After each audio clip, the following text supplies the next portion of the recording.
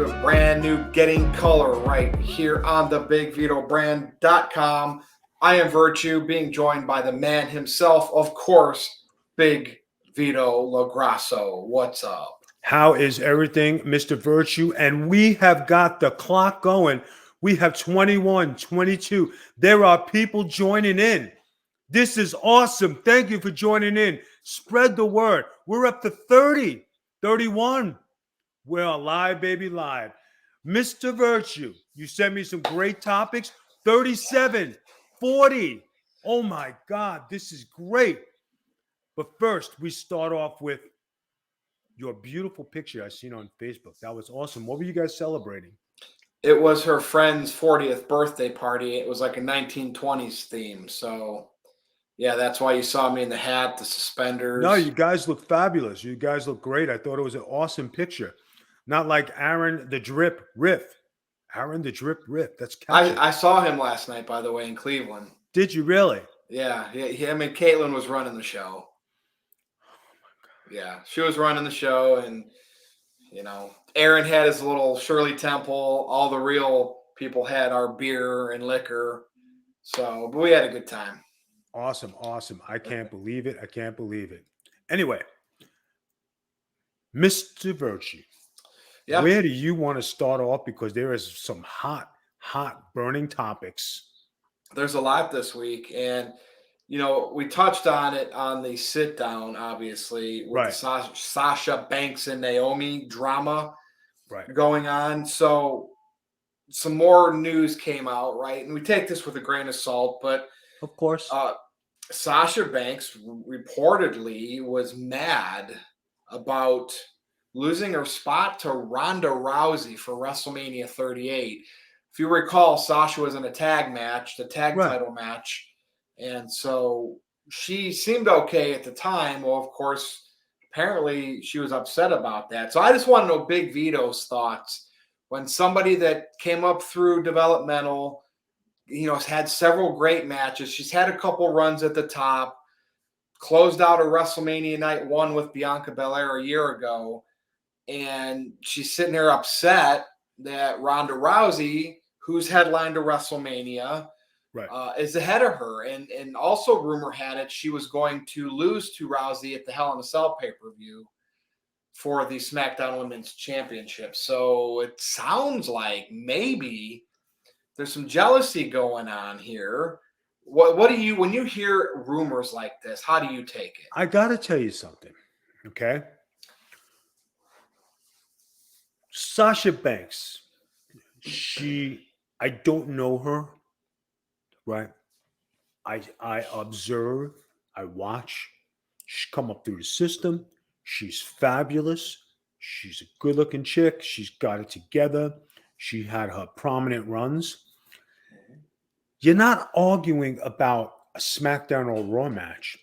You're talking about the granddaddy of them all. Well, she took my spot, but we put you in a tag match and we made you champions. There's a consolation prize, right? So today was an article about Brock Lesnar getting mad about $250,000 on a WrestleMania. I don't know what it was when he wrestled Goldberg. $250,000, nothing to sneeze at.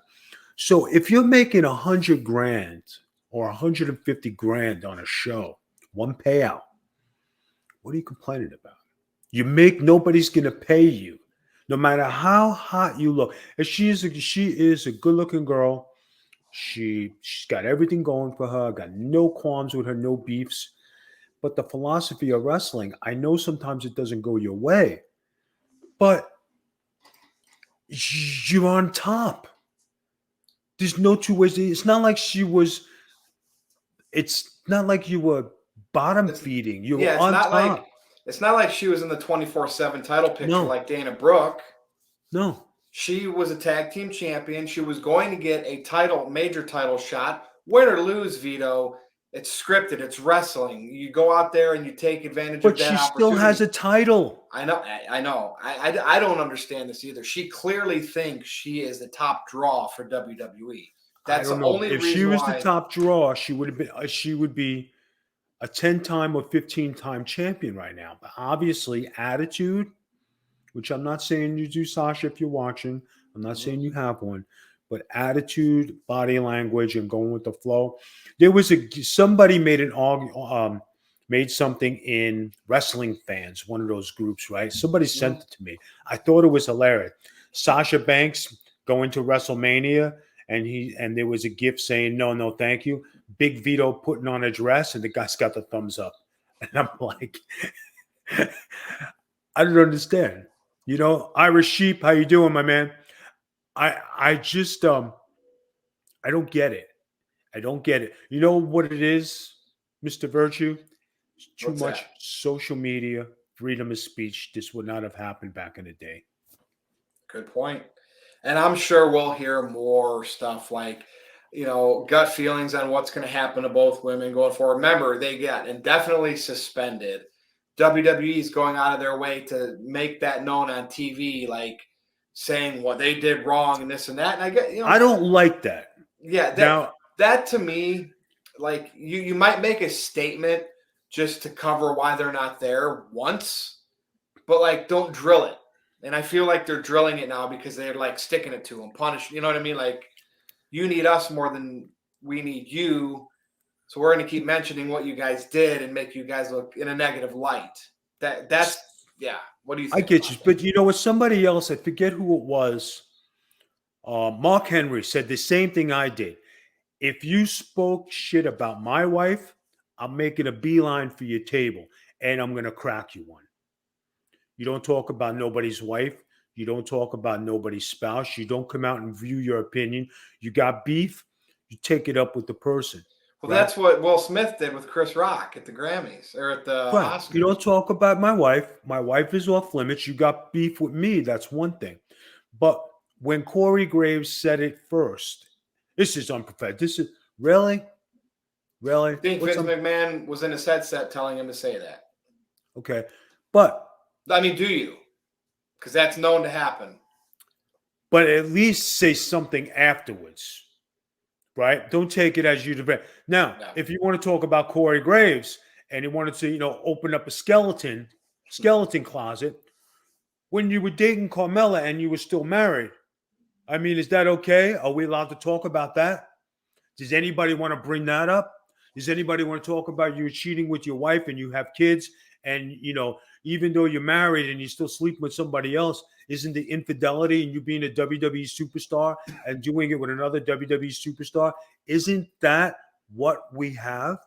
Yeah, that's true. She could throw stones. That's true, Vito. Well, to be continued, obviously, with this, but we'll move on to the next topic.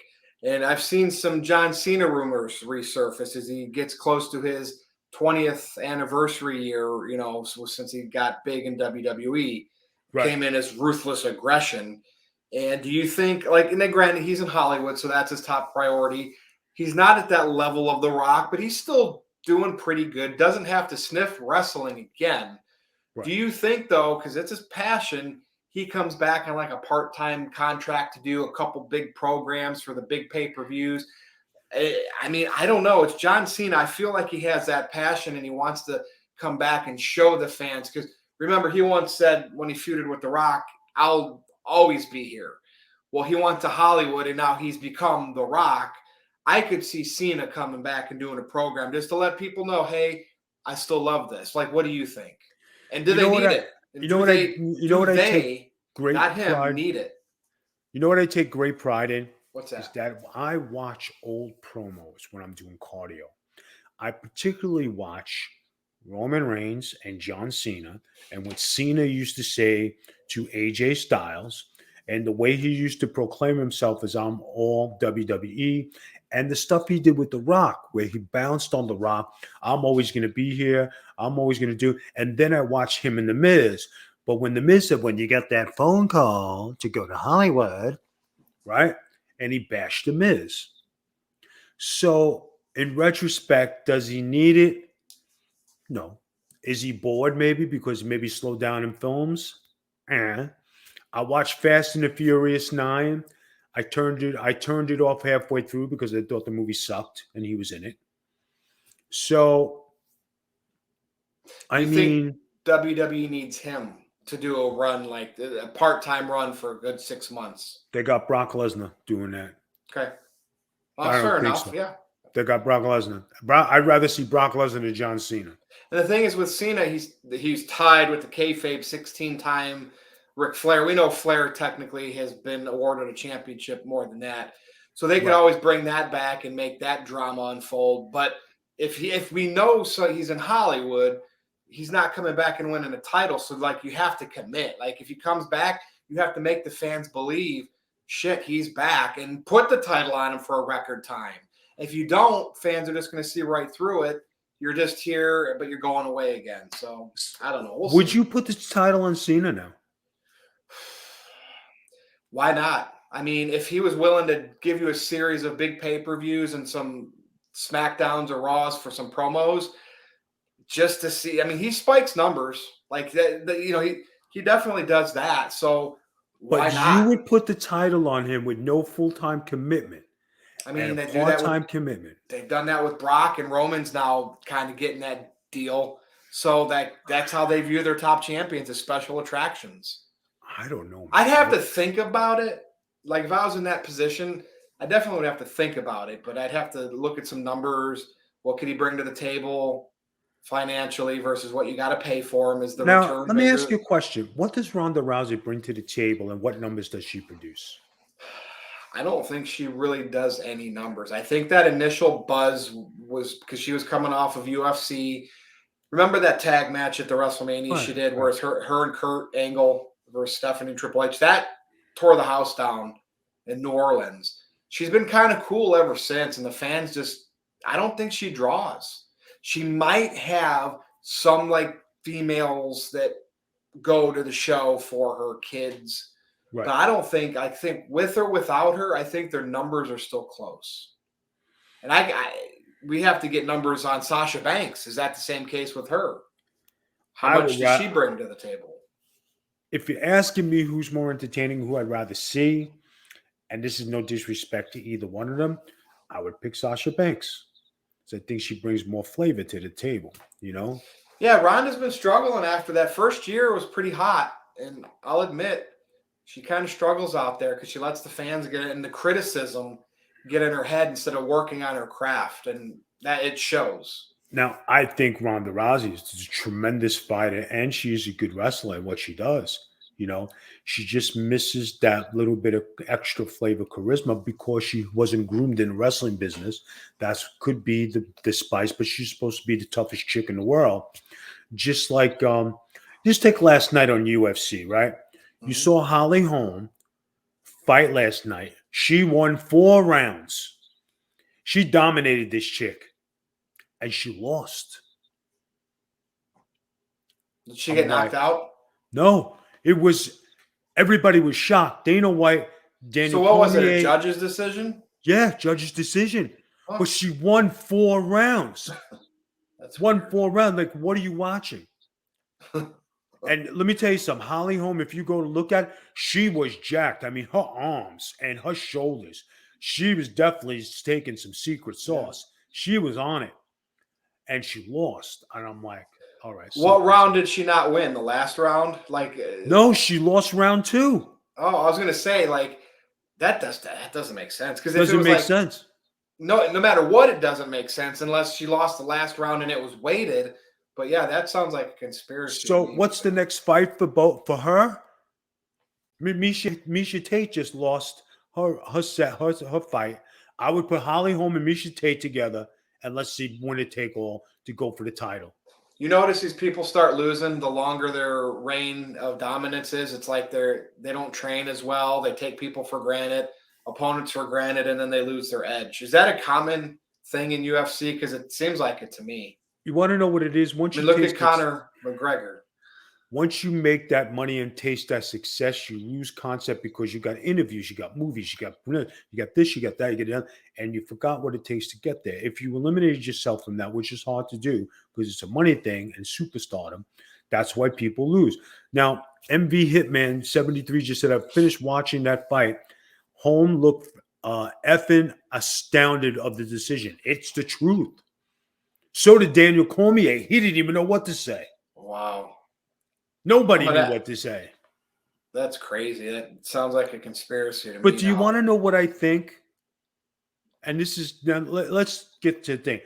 I said she looked phenomenal. Her arms look bigger than ever. Her shoulders look bigger than ever. I think sometimes they know that they're a little advanced Mhm. physically. And I think sometimes they give the fight away just to avoid scrutiny and an elimination and a suspension. That's what I think. It's the safest way. Oh, I see what you're saying. Gotcha. So again, that's interesting. I mean, that's something I'd like to. I hope somebody follows up on that and But gets some remember answers. when Brock fought Mark Hunt, Yeah, wasn't that a pretty piss poor fight? it was a pretty piss poor fight. But remember, at that time, Lesnar was gassed, right? And right after that, he had that temper tantrum on Survivor Series or SummerSlam where he cracked Randy Orton's head open. That's He split true. it, and he just came and he was just suspended from them. He was still gassed. And Mark Hunt said, "How am I supposed to beat this guy if he's on some extra vitamins?" And then that was it for Brock Lesnar, and then he just walked away. Yep. I'm gonna go over here. Go ahead, Mr. All right. Virtue. So we talked about CM Punk last time, and if he's stale or whatever, it seems like he's in a title picture with Adam Page now. Right. We'll see. But I just want to kind of get your thoughts on something Eric Bischoff said. And, with people from the business that, they can work an audience on Twitter. So Go ahead. you take what they say with a grain of salt, like we do a lot of things. He Okay. called Punk the biggest financial flop Yes. in wrestling history. And he basically is referring to Tony Khan bringing him in, debuting him in Chicago, his hometown, on that new show Rampage, and what has really come of it for AEW since, other than a bunch of ice cream bars and t-shirts sold the first week. Bischoff, does he have a point here, Vito? Or is he working us? Like, what do you think? Guys, we spoke about this. I'm going to say it again. When you're on the WWE platform, that's where you heard the loudest and the most. Triple H was on point. If you ever go back and watch the interviews, Triple H and CM Punk, they go at it and they shoot through truths. Mm-hmm. Okay. And it's like legit going back and forth and what it is. When you step away from the WWE platform and you're gone for 7 years, hey, everybody knows you're great. You retired. You went to the UFC. You're doing great. You did movies. You did other stuff. But when you come back, you lose your aura. You lose your flavor. The people want to see you. Hey, it's great to see you back. And then what are you doing? It's not like he took a year off and then all of a sudden he showed up in AEW. If he would have maybe disappeared, maybe went to Impact, we went to AEW, made a trail of staying relevant. You can't stay relevant if you're not doing anything. I don't think the return they've gotten on the investment is what they expected because they were probably shooting for 2 million viewers and they ain't even cracking 1 million. Nope. Do you think that has a lot to do with how AEW books, though, and brings in so many people and makes some things seem insignificant for a few weeks to focus on the new debuts?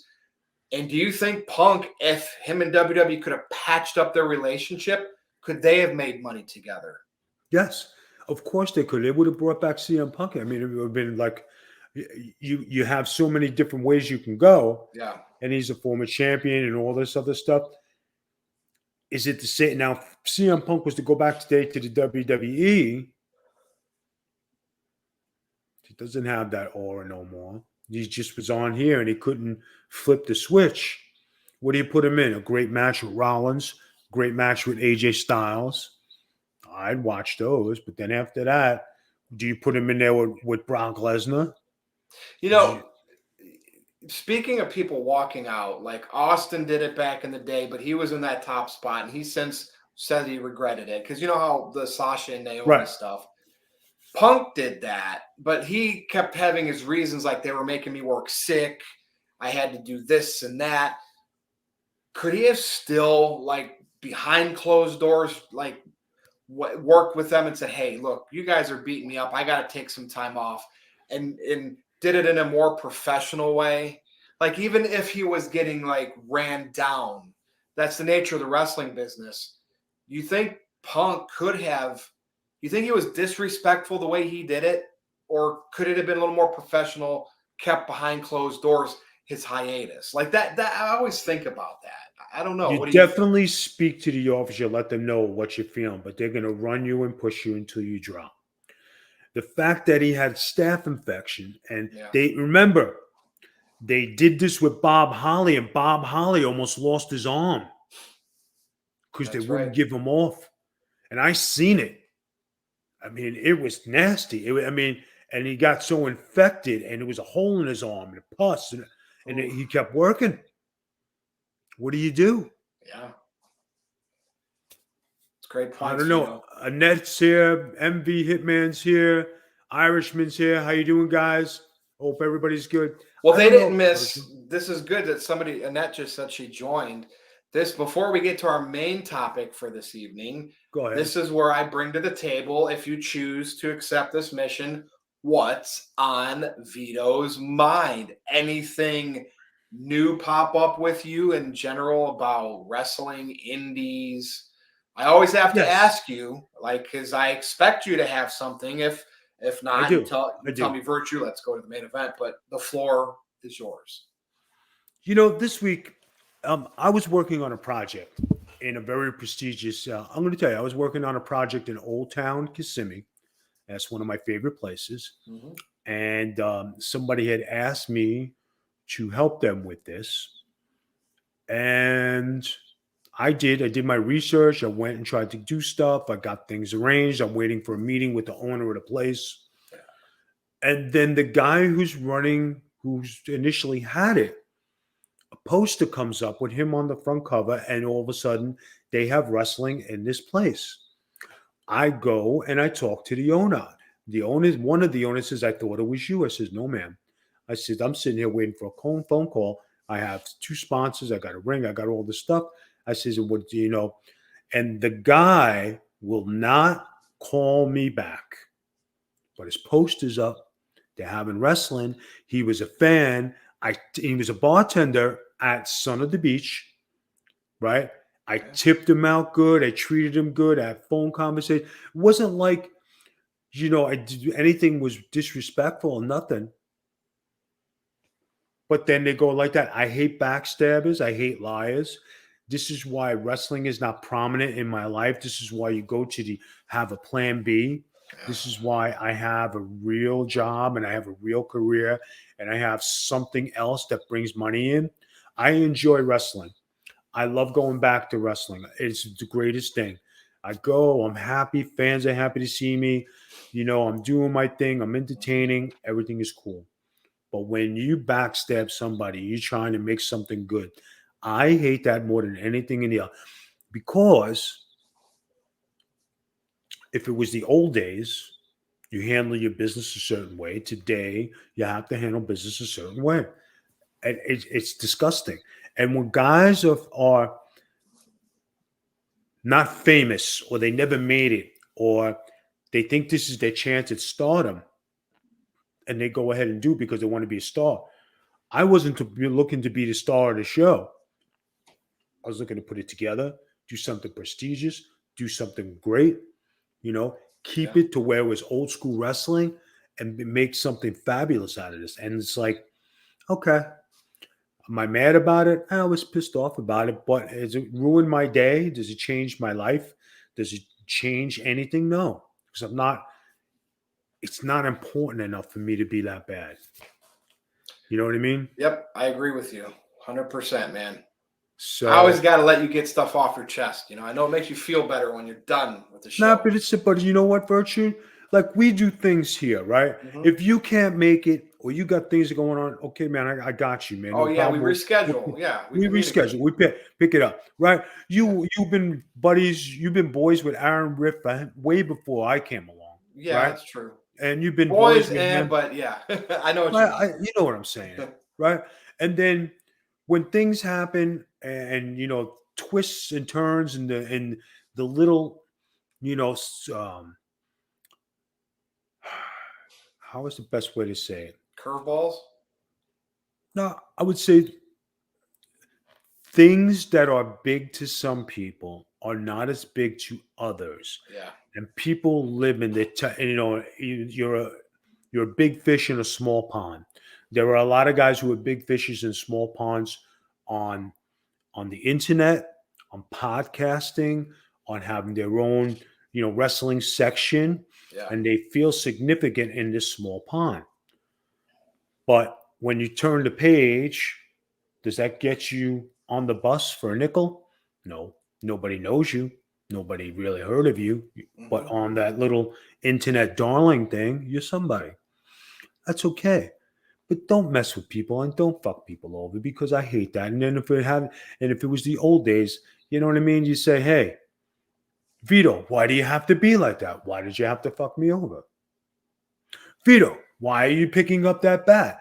I don't know. I thought I'd take a few swings. Yeah. So Oh, I love it. go ahead. Go ahead. Let's All get right. out of here. So on SmackDown, it happened. The Usos became the unified tag team champions. So now Roman's got both major titles. The Usos have all the tag titles. And here's what I find interesting about this. Go ahead. People fans are starting to respect the bloodline, even though they're heels.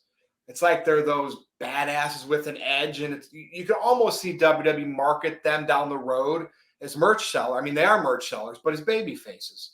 But right now they're heels, and Riddle and Orton, right? They got a following as RK Bro over the last year. Kids were crying when they lost. The Bloodline held all the titles, and WWE focused in on the kids that were there to see RK Bro Right. lose. And that to me is a lost element. Like, I love that. Remember, like late '80s, early '90s, you saw that a That's lot. awesome. And I think this is one of the few good things WWE is doing. Is they're stacking the deck with the Bloodline, Vito, but you have to have a payoff. So what I want to ask you, it's great right now, you're building this great all-time faction. What do they do with it to get a payoff? Well, here's one of those scenarios where Super Cena comes back. No, but I mean, that's the rumor. That's But why I mentioned him earlier.